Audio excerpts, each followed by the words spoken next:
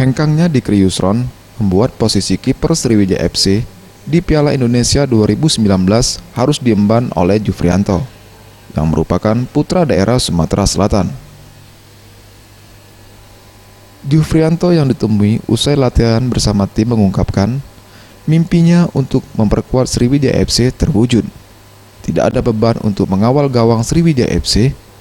Setidaknya Sriwijaya FC dapat menahan imbang dan tidak kebobolan banyak gol.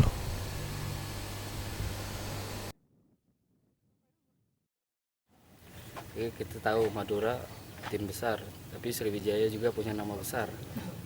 Dah, itu aja, Pak. Ya biasa, Pak. Kalau kita kemarin udah untuk Liga 2 ya. Kita juga udah main di Batam. Ada persiapannya itu aja.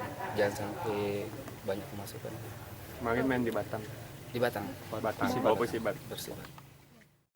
Semua pemain harus bekerja keras untuk mewaspadai semua pemain Madura United karena diisi pemain berpengalaman seperti Fahrudin, Zarahan, dan Marco yang merupakan ex pemain Sriwijaya FC.